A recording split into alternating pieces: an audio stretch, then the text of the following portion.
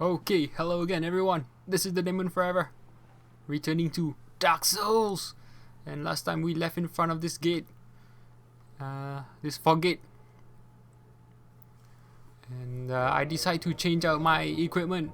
Instead of using the scythe plus 10 or the longbow, I decided to move on to the Uchigatana. Because after my good fortune with it fighting Calamite, I kind of like the speed of it more so than the size extra damage. And we heal ourselves even though it was only a bit of life, because we don't know what's up ahead.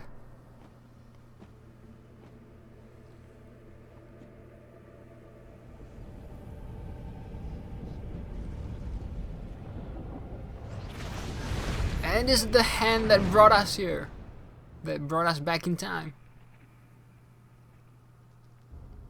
Okay, so that's us on the floor. Okay, and it looks like this will be a boss.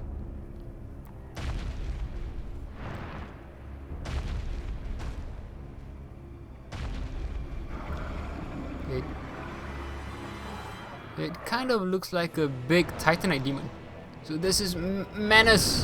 I have no idea how you pronounce the name. Manus, Father of the Abyss. A bunch of annoying attacks. Most pretty strong, I guess. And what I would say mention in this fight is that, like the Calamite fight, there isn't really much time to heal except in certain situations, but that is really reliant on him deciding to use certain attacks that have a long recovery. So unless you're willing to wait that out or you can dodge really well, it's gonna be hard to heal. So first priority is to not get hit in the first place. I found that also make note of this attack is I guess it's a throw attack, sort of like that. It's a combo. If you get hit, you're likely to get hit more than once. And what you want to do in this fight that I found useful is to basically roll around a hell of a lot. I found strafing to the left a lot more useful than strafing right, but you just want to strafe around him basically and try to avoid every attack. And you can tell he telegraphs this attack, so you gotta make sure whenever he sort of like goes berserk a little bit, he's gonna do his attack, this throw attack I call it. And once he does, if you avoided him, you can get in a free hit, which is always cool.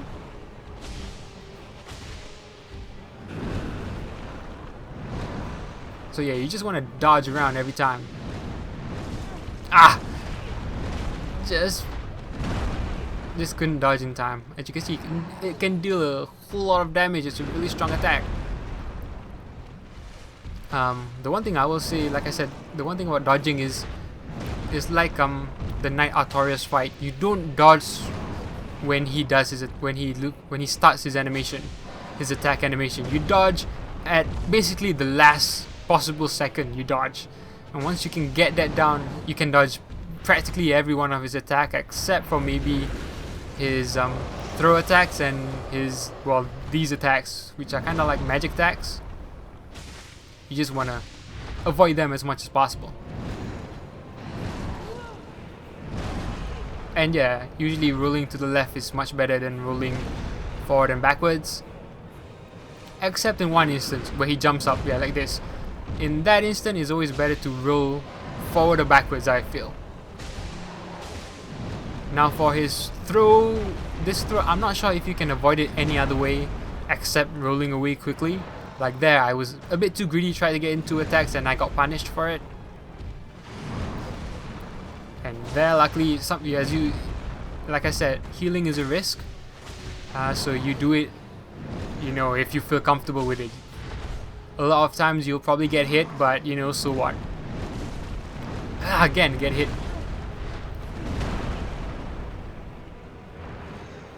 Oh, and the other thing you want to make sure when he's doing his throw attack is to not get close to the walls or the rocks that are in the way. That can be annoying as hell because it blocks you, and in the end you feel the full brunt of his attack. And with his jumping attacks, if you can successfully avoid it, you can get in a free hit. And here you see me scrambling around a bit. But I blame the controller because, you know, part of that is the fact that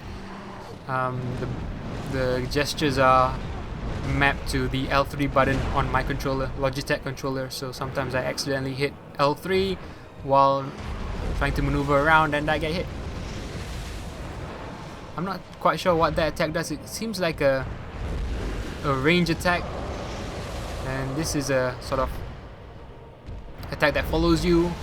This was a bad time to heal. Bad time to heal. And could almost die here, but I managed to, you know, get in some healing. So yeah, you just want to run away. You can run, you can dodge to avoid those attacks. There was also one attack he does. I don't show this in this video, where he sort of like shoots projectiles at you, black flames, and that one's pretty dangerous as well. But I guess if you're close to him, he doesn't do it. If you're a bit further away, he might do it. I'm not too sure on that. But as you can see, I'm almost killing him. Sweet! Can I kill him? Can I kill him? Just time it right and sweet! And we did it! Sweet! So yeah, no, this wasn't my first time fighting him. And yes, that was probably a bit quick. But I didn't really want to waste showing fights that, because most of my fights against him lasted maybe what, 40 seconds. That's just the kind of fight it is, really. It's a fast fight. He can kill you quickly if you let him, and apparently dust falls out of him when you kill him. He can't do anything. She doesn't say anything, so I don't think there's anything to do with her now here in this area once you killed him. She kind of gets trapped a lot. She was trapped in this dude, and she was trapped in that gold golem, so I don't show it in this episode because it didn't have any effect, but I did go back into I guess the future in the Darkroot Basin and try to talk to Dusk in the future, but she didn't show any changes. It wasn't like she remembered. I guess she's kind of knocked out unconscious, so maybe that's the excuse. Also, I should make note that there's nothing else here except for a bonfire. And with the fight itself, you can ask for the help of, or you can summon the help of Sif, I believe, if you save him. So there's that. But aside from that, there's I guess, the other thing is that if you haven't fought Sif yet in the Darkroot Garden, if you do so after saving him here, and then you go and fight him, there is an extra special intro scene, which is kind of nice, kind of heart-wrenching, but it is what it is. So, you know, check it out if you haven't seen it. I can't do it because I already fought Sif before coming here, because I wanted to join the Dark Wraith Covenant. The only thing that's... I have awaited thee. Thou hast rescued Princess Dusk and rid us of that terrible primeval human, even halting the spread of the abyss. I salute the grandeur of thine enterprise. Please allow me to express my gratitude. I thank thee, as do we all. So all we get is Elizabeth's mushroom, 3 of that as well. So not much of a reward. That's about it. I think there's one more conversation we can have with her. She still doesn't sell anything extra. I will remember thee, but I will keep thy story to myself. This is the best way, for thou art come from a time far ahead. No one will sing thy praises, but yet thy greatness shall live on, for it shall be my purpose to remember all thou hast done for us. Was thine eye glancing hither? Thou needst not hide thy wonder. I am a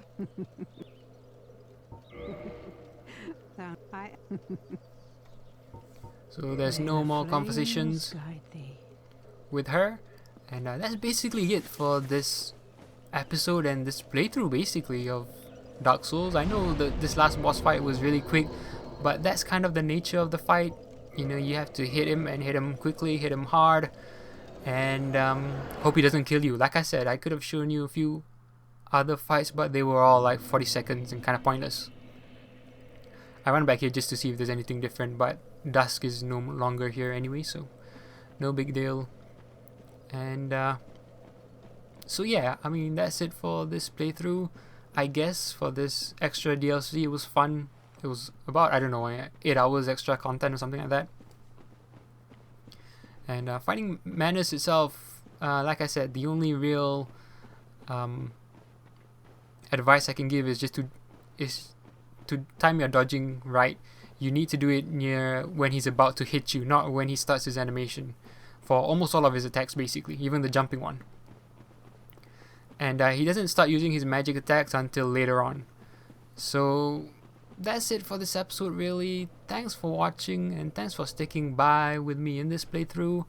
But that's all I really can say about this particular DLC. I might show, and I might do some PvP and do show that, but no promises on that, simply because I'm not really good at PvP.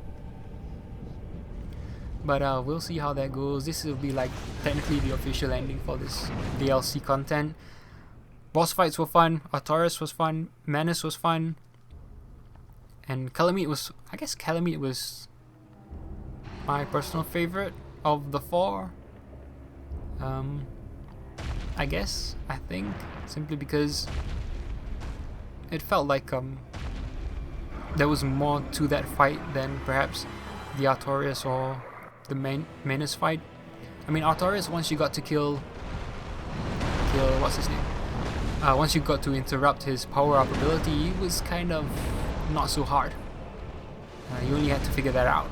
And Manus, he's hard because he hits hard, and he has that throw combo which can hit you for a hell of a lot of damage. And his area is pretty small, and if you get stuck on rocks or stuff like that, it can get really annoying. And you essentially can die in like within a minute of the fight. So, having said that, you can also die pretty quickly against Calamite, but you can kind of hold your own, and the fight is kind of longer anyway. But yeah, so even the Manus fight, I mean, I like dodging, but it kind of became mindless dodging. You didn't really think about how you were dodging, except for when he used his jump attack, for which I think rolling to the sides you would still get hit. If you rolled backwards or forwards, you wouldn't. But you know, it was just figuring out his attack pattern, and once you could dodge and time your dodge, because at the beginning I was dodging when he was beginning his attack, which meant that he would track me when he actually hit me. So yeah, aside from that, I just want to thank you guys for watching. Hope you somewhat enjoyed the playthrough. Hope you somewhat enjoyed the boss fights, at least. Those were probably the best parts of the game. I'm not really sure what else there is to show, probably not much. If there is anything, I might do videos, again, PvP and such. Being part of the Dark Raid is kind of fun. I've upgraded that to +1, so that's fun. And we'll see how that goes. I can't promise anything though. But thanks for watching, and I don't really want to drag this out any longer than I should, so see you next time.